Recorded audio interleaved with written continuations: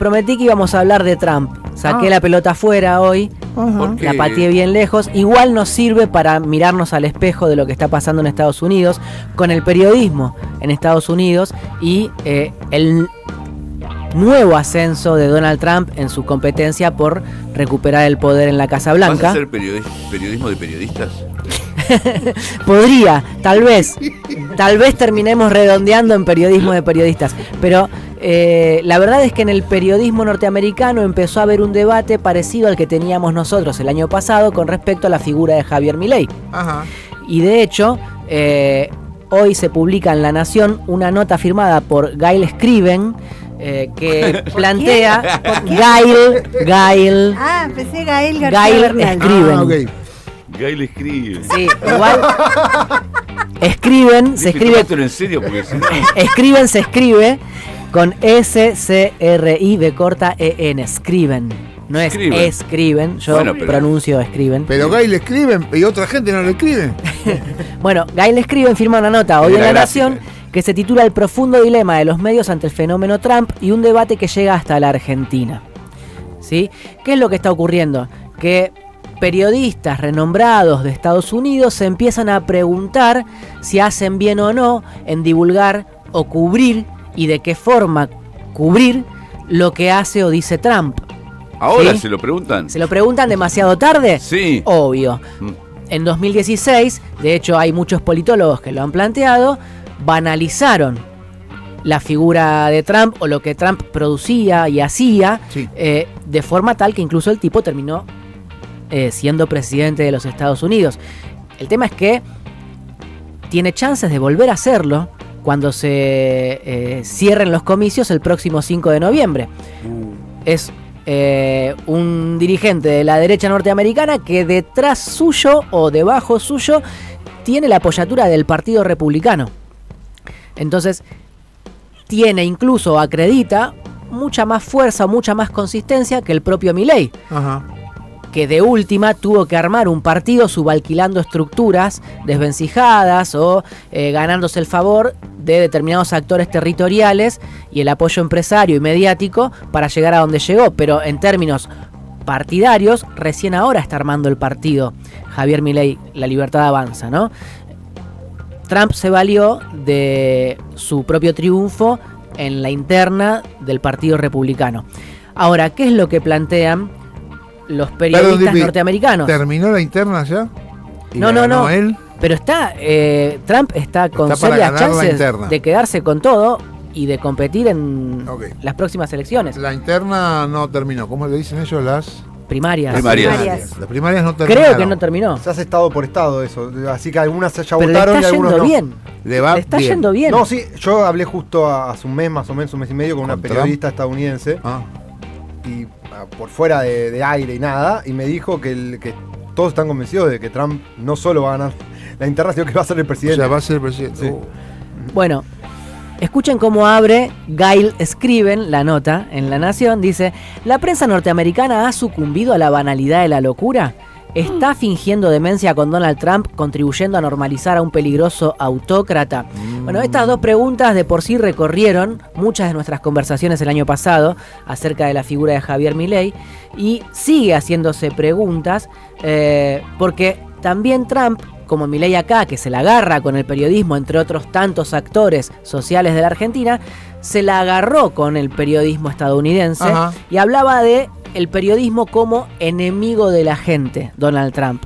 Sí. Ya en 2016, 2017 hizo eso, por eso se valía tanto de Twitter para comunicar y por eso prevaleció, digamos. Ahora después les voy a leer unas estadísticas locales para pensar qué es lo que está ocurriendo con el streaming y redes sociales en Argentina.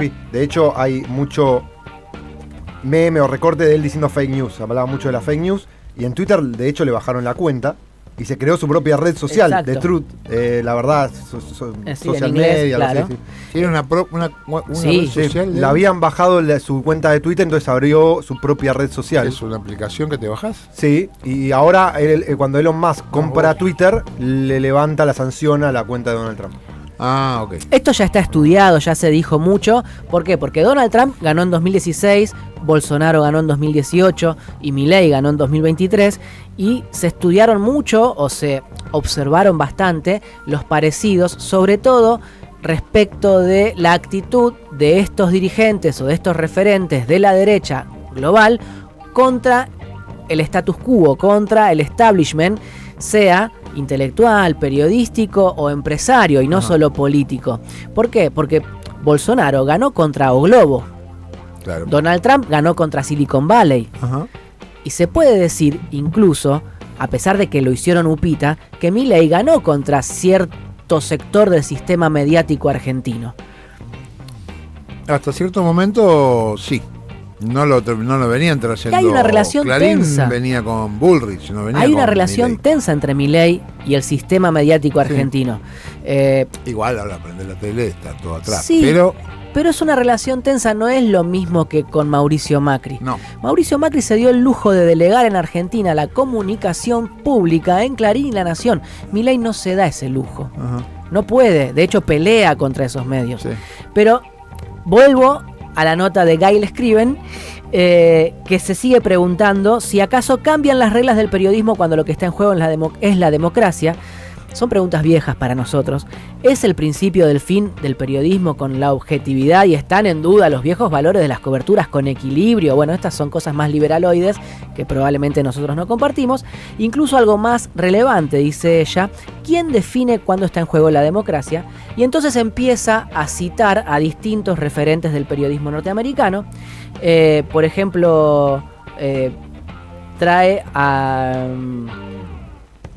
estoy buscando a quien fuera director del diario The Washington Post, Marty Bayron, que dice: no hay dudas de que Trump representa una amenaza para la democracia, habla abiertamente de implementar políticas que son autoritarias por naturaleza, creo que podemos esperar que haga exactamente lo que dice o incluso peor.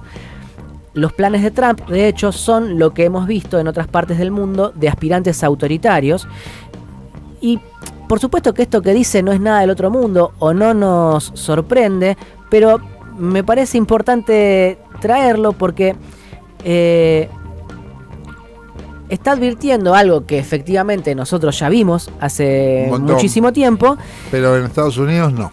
Y que tal vez en Estados Unidos no lo habían, no digo detectado, pero no lo habían expuesto. Y no lo habían expuesto entre otras cosas porque incluso en esta nota se dice, pero ya lo comentamos bastante nosotros en este programa, la CNN, cuando Trump concluye su mandato presidencial, perdió un 45% de la audiencia. Es decir, la gente consumía esta banalidad de la locura que implicaban las noticias políticas que se cubrían alrededor de Trump. Mirá. Las barbaridades que hacía y decía Donald Trump tenían repercusión mediática, o sea, tenían impacto en la audiencia. Claro. Y cuando no estuvo más Trump en la Casa Blanca y ocupa el poder Joe Biden, baja el consumo de noticias en la CNN. Qué loco. Baja un montón, además.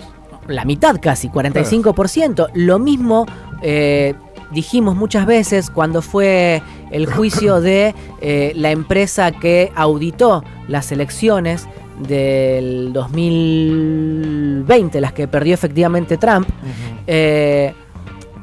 Comentamos muchas veces nosotros que le hace un juicio esa empresa a la Fox, porque la Fox acusaba de fraude a esa empresa por orden de Trump.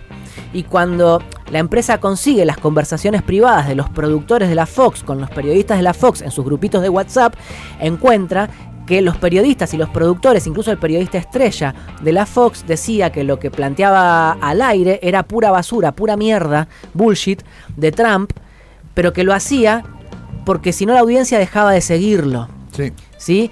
De hecho, el dueño de la Fox, cuando se sienta en el banquillo judicial, admite que hacía a sus productores y periodistas trabajar sobre la línea de Trump para no perder audiencia porque el medio de comunicación no dejaba de ser un negocio. Entonces, esto que le pasó a la CNN y esto que le pasaba a la Fox explica también por qué los medios hacen upa a estos dirigentes que atentan contra la democracia, ¿no?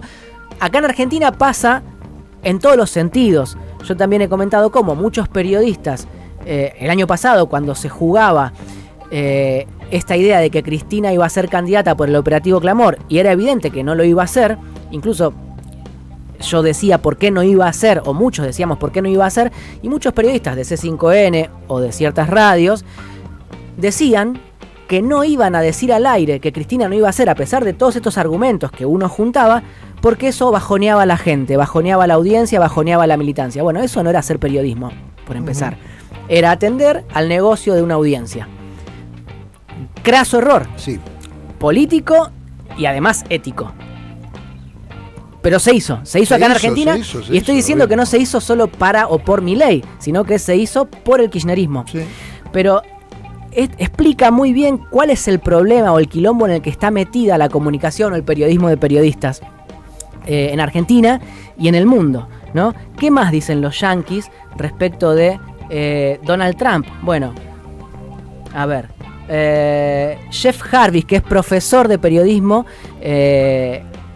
en una de las universidades de Estados Unidos, ahora no recuerdo cuál, no importa, pero dice: la democracia norteamericana es vulnerable, Trump ha cruzado cada una de las líneas rojas y la línea se sigue moviendo. Ya no hay dos lados en la política, hay instituciones establecidas y hay extremistas. Trágicamente, los medios no aprendieron nada. Desde 2016 se niegan a entender la asimetría de la política norteamericana.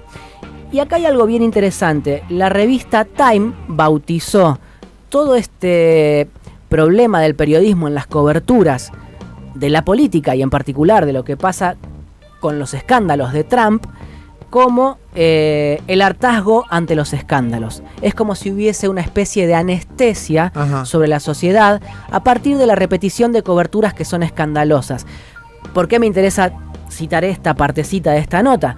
Porque temo que esto pase también en Argentina, y yo con ustedes, Lautaro, con nosotros, los periodistas que damos cobertura a la política en la actualidad, la verdad es que muchas veces lo que hacemos es amplificar las barbaridades que hace Milei, o su partido, su gobierno.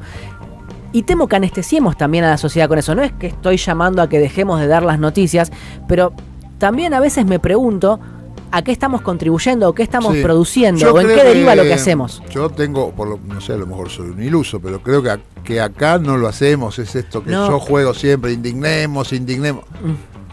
Cuando yo jodo con indignar a la gente es porque corresponde con lo que vos decís, escandalizar, que es lo que hace en general la mayor parte del periodismo de cualquier lado que lo miremos, que es escandalizar a la gente. Entonces ahí sí anestesiás.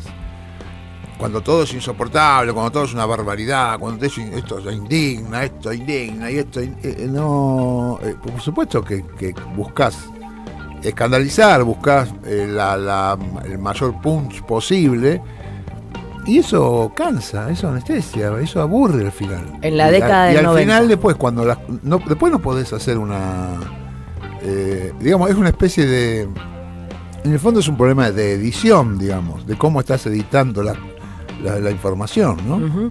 Yo recordaba cuando preparaba el tema para hablar con ustedes hoy, la escena de los 90. Durante los 90, Página 12, que fue tal vez el ejemplo más cabal de la crítica al gobierno menemista, tenía mucho de llamar la atención con esas tapas brillantes. Hay tapas memorables que todos guardamos hasta en nuestro corazón por ahí, pero que tenían ese punch, ese impacto, y entonces miro la Argentina actual en ese espejo y digo, no sea cosa que aquellas coberturas que hoy se hagan también a la larga generen el adormecimiento de la sociedad. Hay una salvedad que hacer. También me lo pregunto, no es que tenga claro qué es lo que hay que hacer o qué es lo que esté ocurriendo, que interpreto que el ejercicio periodístico no exime de responsabilidad a la dirigencia política de hacer el trabajo necesario para construir organización. A partir de eso que sucede en la escena mediática, es decir, vos podés hacer una denuncia periodística, y ya la palabra denuncia periodística o la fórmula denuncia periodística para mí es problemática porque denuncia es en sede judicial, pero podés deschavar algún escandalete de la política en términos periodísticos, y en todo caso es el dirigente político, son los dirigentes políticos los que tienen que activar de forma tal que se capitalice de alguna forma en un saldo organizativo lo que está pasando ahí. O sea, hay que organizar cuando estalla un conflicto para acumular políticamente en algún lado, en algún dirigente, en algún espacio político, algún partido, algún bloque parlamentario, lo que fuere, justamente para que no caiga en la nada, para que después no suceda que cada escándalo sea visto como una sucesión de capítulos de lo trucha que es la política. Claro. El tema también es qué elegís para... Porque uno puede escandalizar con una... No sé, bueno, con el Ricky. Uh-huh. O podés escandalizar con los perros muertos. En los 90, creo yo, Página 12, que era quizá el diario... Bueno, no, pero después se peleó Clarín también. Pero bueno, el periodismo opositor al menemismo se ocupaba mucho más de la Ferrari de Menem, la avispa de Menem, la novia de Menem, Menem con los Rolling Stones, Menem. Porque era un tiempo también que para la política fue muy jodido, ¿no? Todavía había mucha gente que se creía en lo del fin de la historia, se creía en lo de la tecnocracia, era muy, muy complicado salir de ahí. Y a lo mejor también había una falta de comprensión, qué sé yo, la verdad que no sé. Pero lo cierto es que Menem era un corrupto, era un payaso que andaba en Ferrari, que andaba con mina, y que después estaba haciendo lo que hacía, que lo sabemos muy bien, era como bueno, y además hace eso. Claro, pero yo diría que a pesar de las grandes plumas de Página 12, uh-huh. Periodistas con los que yo aprendí periodismo leyéndolos, sí. ¿No? A pesar de eso, había un influjo del periodismo que indicaba que el problema, o sugería que el problema era la corrupción, sí. Y muchos de nosotros, yo era adolescente en los 90, nos perdíamos del cuestionamiento al modelo económico, al proyecto económico del menemismo. Entonces, de la Rúa, nos que dijo, comimos una curva. Obvio, pero se la comió vos, ¿no? Por lo menos, se la yo comió era adolescente. El periodismo. Pero lo que quiero decir es, tal vez justamente con esa experiencia, me parece que nada es en vano en cuanto a la historia vivida por un pueblo o una sociedad, ¿no? Pero estimo que justamente a raíz de esa experiencia de los 90, ahora puede llegar a ser distinto. Ahora hay cuadros políticos, dirigentes que, habiendo atravesado aquella década oscura, en este tránsito de la actualidad, encuentren la manera de que no se queden en la declaración de Milei o Lilia Lemoine, sino que justamente podamos problematizar lo que significa el RIGI, ¿no? Y ahí es donde yo supongo que hay mucho por hacer y mucho que se está haciendo justamente para trabar la ley en el Congreso, que es lo que venimos contando día a día. Y sin ir más lejos, ayer la propia Cristina Kirchner sacó otro videíto por redes sociales donde recibe a militantes de la FULP y critica a la UBA y a la UCR, o establece la sospecha que todos venimos discutiendo respecto de que se consigue ese aumento para la UBA a cambio del voto radical en el Senado. Ajá. Y ella habla de qué mal esto, qué feo, qué triste me pone lo de la UBA. Esto parece la agrupación Voy por la Mía. Palabras más, palabras menos. No es textual, pero lo que planteó más o menos se podría resumir de esa forma.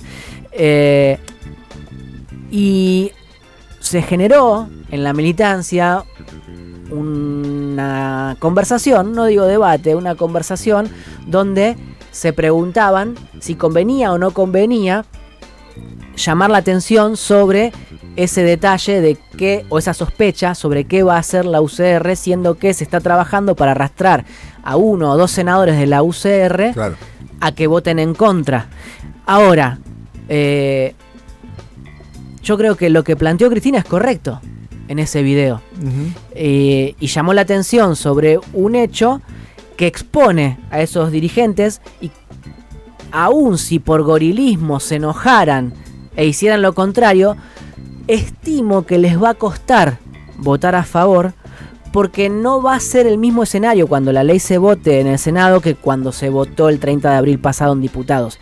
Si la CGT y la CTA y los movimientos sociales movilizan, si la comunidad universitaria moviliza, si la sociedad en general moviliza, me parece que va a ser un escenario mucho más parecido a aquel que tuvimos cuando se votó la reforma previsional del macrismo entre el 14 y el 18 de diciembre de 2017 que al del 30 de abril pasado.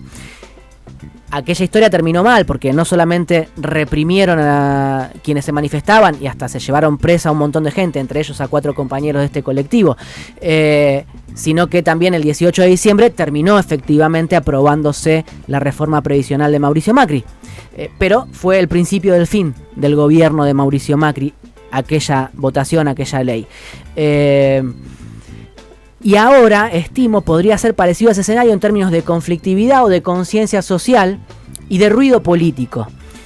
Entonces, no me pareció mal lo de Cristina, pero ¿qué advierto o qué problematizo? Bueno, acá es importantísimo el rol que juega el periodismo y es donde yo empiezo a preguntarme cosas que antes no me preguntaba. Uno va cambiando con el paso de los años y ahora es todo tan acelerado que tal vez cambiemos con el paso de los meses. Sí. Pero si vos me agarrabas el año pasado, yo te decía que había un predominio o mucha más influencia de lo que ocurría en los diarios impresos o de la agenda que marcaban los diarios impresos que lo que ocurría con las redes sociales, sí. ¿No? Y me resisto a creer lo contrario, pero empiezo a preguntarme si eso sigue siendo así. Porque Milei va gobernando contra esos medios, como Bolsonaro ganó contra Globo o como Trump gobernó diciendo que la prensa era el enemigo de la gente. Sí. Y Milei está diciendo lo mismo, que los periodistas son los ensobrados, sí, los privilegiados, parte de la casta. Y hasta hay ocasiones en las que tiene tal vez razón, no solo en los ensobrados, sino en que son privilegiados o parte de la casta. Quiero compartirles datos de Rating Streaming, que es una consultora que empezó a hacer justamente mediciones de audiencia a partir de el registro de las views, las vistas que tienen en YouTube los canales de noticias y los canales de streaming, ¿no? Entonces ahí vas a encontrar que en el último informe que midió desde el 5 de mayo al 11 de mayo, probablemente hoy estén concluyendo el de esta semana y lo publiquen la semana que viene, pero lo que ahí empieza a notarse es que en YouTube, insisto, es solo YouTube, y Argentina se explica de una forma mucho más compleja que el YouTube, pero en YouTube es francamente mayoritario el consumo de streaming con respecto a la televisión, ¿sí? Por más que hay momentos o franjas horarias donde la tele le gana por YouTube al streaming. Ajá. Vamos a repasar, si me deja la compu, los canales de streaming más vistos. A la cabeza, según las mediciones, lo tienen a Olga en este Rating Streaming, que es el canal que tiene Miguel Granados. Sí. O donde Miguel Granados tiene su propio programa. ¿Olga mide más que la televisión? Hay franjas donde Olga tiene más views que TN, por ejemplo. TN o C5N por YouTube. Exacto, o sea, no es solo por YouTube. Esto registra el consumo por cable. Esto registra solo consumo o vistas por YouTube. Entonces, en la última semana, por ejemplo, Olga tuvo un promedio de 50.906 views. Luzu tuvo 30.000, Urbana Play tuvo 14.000, 7.000 tuvo Blender, 5.000 tuvo Gelatina y después últimas están Vorterix y Neura. Neura es el canal de Fantino. O sea que ahí la derecha no gana. No. Pero, perdón, bueno, no sé. Perdón, yo no sé mucho de esto, pero ¿de qué hablan? Porque Olga no habla de política. Exacto. Entendido. Gelatina sí, pero Olga exacto. no. Olga no. Y el de Fantino no tengo la menor idea. Si habla de política, entrevista a dirigentes políticos. Operar. Pero. No, porque viste que Fantino se... No, sí. Pero bueno. A Blender, sobre todo a Blender, están yendo muchos Blender dirigentes es el políticos. Ahí no me sale. Rebord. Es donde está Rebord, donde está Jagroski. Bueno, ahora igual lanzó su propio canal cenital, ¿no? Pero hay muchos dirigentes que estuvieron pasando, por ejemplo, por el programa En Blender de Guille Aquino. Desde Rodrigo de Loredo hasta... no sé, unos cuantos pasaron por ahí. Y hablan de política. Sí. Y son bastante escuchados. Probablemente más que en algunas radios. Voy a los datos duros de transmisiones de YouTube. C5N la semana pasada tuvo en YouTube un promedio de 25.500 views. O sea, por debajo de las 50.000 o de las 30.000 de Olga y Luzu respectivamente. O sea, ¿qué es lo que está ocurriendo? Que se está consumiendo muchísimo lo que va por el costado de la política, porque rinde más. Nadie lleva o invita a dirigentes políticos en lugares exitosos. Sí. ¿Cómo lo que va por...? No. Se está consumiendo más lo que va por el costado. No, Blender está en cuarto o quinto lugar. Ok. O sea, gana Olga y gana Luzu, que donde no hay política, en esos dos. Sí, igual yo no diría que no hay política. Bueno, si me pongo más filosófico, diría que justamente esa es la política. Obvio, bueno. Estamos diciéndolo rápidamente. Sí, pero está bien aclararlo. Explícitamente igual, no se está bien habla. aclararlo porque... Sí, claro, todo es político. Ahí teníamos siempre dijimos el daño que le hizo al gobierno de Cristina el programa de Mariana Fabiani, ¿no? Sí, claro. Que era un programa de una boluda, supuestamente, se lo digo con admiración, porque sé que no es ninguna boluda, en un programa boludo, supuestamente. No, pero lo que está pasando además es que los canales de televisión tradicionales levantan las notas o entrevistas que hacen en los streaming. Además, hay una especie de retroalimentación que termina llevando más gente al streaming. Es un tema de época, tampoco estoy juzgando a los productores generales de los canales por hacer eso. Digo, está sucediendo. No, y además hay que decir que esto no es como hace 10 años de unos pibes que armaron su sistema en la casa y arrancaron. Esto ya está financiado por gente grosa. Sí, claro. Olga es y lo arma. Socotroco, ¿eh? Claro, exactamente. Por supuesto. Y esto no tiene en cuenta además los, entre comillas, influencers que todavía siguen teniendo sus propios canales, que es donde arrancó la base de sustentación de Milei. En Tipito Enojado, todo este tipo de gente que durante la pandemia, sobre todo, que tanto los pibitos encerrados, empezaron a generar todo este movimiento. Igual yo quiero decir lo que pienso respecto. Está todo bien y Milei en contra de los medios y peleado, los ensobrados. Mientras Clarín sostenga que Milei puede seguir siendo presidente. Mañana Clarín decide que Milei no debe seguir siendo presidente y hay que ver cuánto le dura, ¿eh? Sí, hay algo que dijo Dipi, que es el tema de lo escandaloso y todo esto, que esos medios, La Nación Más, Clarín, alimentan. Por ejemplo, tema, se chorean todo, los comedores, esto, y están con eso mientras nos están haciendo pelota todos, diciendo el problema son estos 5 comedores que no sabemos dónde están, y bueno, y eso lo alimenta la TV también. Y el escándalo vende y vende, claro, y vende y vende. Sí, me parece que ahí encontraron un tema, Clarín y La Nación, para hacer un poco de oficialismo o para ayudar al oficialismo y tapar, por ejemplo, que no tienen los votos para sacar dictamen por la ley bases todavía. Claro, pero es puro escándalo, es muy menor todo eso, es muy menor en realidad, no. Y es escándalo puro para tapar todo lo que está pasando ahora. Sí, exacto. Pero es un refuerzo muy fuerte ideológico. Por eso. O sea, un gran refuerzo ideológico. Lo que planteo es esto. Milei no tiene la fuerza política para sacar la ley bases. Hoy no la tiene todavía. Están trabajando en las modificaciones, están rosqueando, están negociando, prometen cosas, bajan algo, cambian allá, lo que sea. Pero todavía no tienen siquiera las firmas para sacar dictamen. Capaz que la semana que viene lo logran.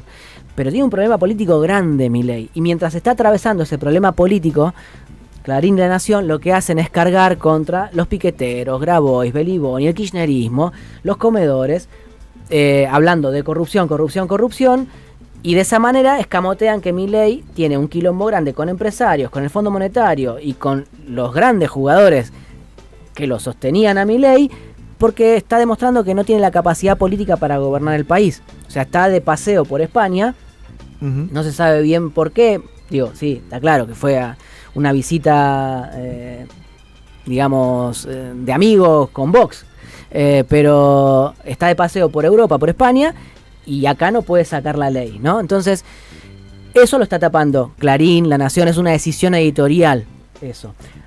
hay que ver, de nuevo, la pregunta que yo me hago, que nos hacemos siempre es, bueno, ¿qué va a incidir más después en la sociedad argentina?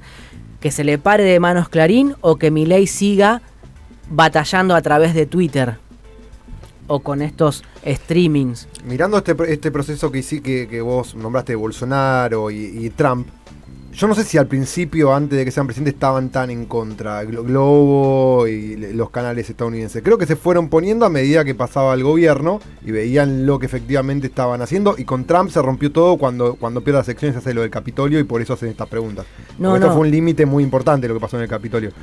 Con Bolsonaro le fueron soltando la mano cuando vieron todo el desastre que estaba haciendo. Más allá de que para mí Bolsonaro, Trump y Milei no tienen nada que ver en lo político, sí en las formas, en el escándalo y todo esto, ¿no?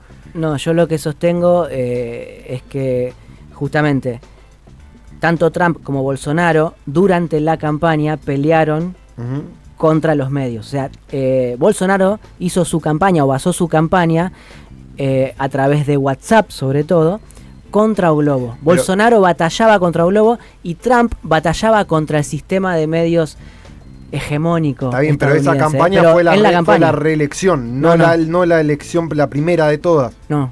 Era tan así también antes de que gane Trump la primera presidencia y sí. De movida el tipo se peleaba contra lo establecido. Silicon Valley o todos... El establishment norteamericano quería que ganara Hillary en el 2016. Entonces Trump se peleaba contra todo eso. ¿Qué dice Marina? No, yo quería, pensaba que en la cuestión de la corrupción, lo que señalas, DP, pero es la corrupción K, porque me quedé con la analogía de los 90, de por ahí los medios como página, quedándose con las cuestiones de, no sé, me estoy acordando de María Julia Alzogaray con el tapado de Bisón, sí, no me acuerdo qué era. Sí. Como ejemplo ahí paradigmático. Pero lo que ocurre ahora en los medios es, lo que agitan es la corrupción K, no es que es la corrupción, o sea, no es que están mostrando la cuestión de la corrupción de Milei, digamos, no, que sería como... Claro. No. Y en ese sentido también me preguntaba, bueno, no sé, los medios nuestros, digamos, los que están del lado más progresista, si le quieren decir así, sí también han hecho esta experiencia de no engancharse con lo de hablar de las cuestiones más escandalosas, como puede ser Lemoyne, cosas como las cosas más... El cambio del nombre del CCK, ponele, esas cosas. Sí, yo lo que planteo no es la semejanza entre las coberturas de la corrupción de los 90 y la actualidad, porque de hecho todavía no hay registros de corrupción de Milei. Claro. No. Lo que planteo es escándalo de corrupción con escándalo de inutilidad o extravagancia o locura.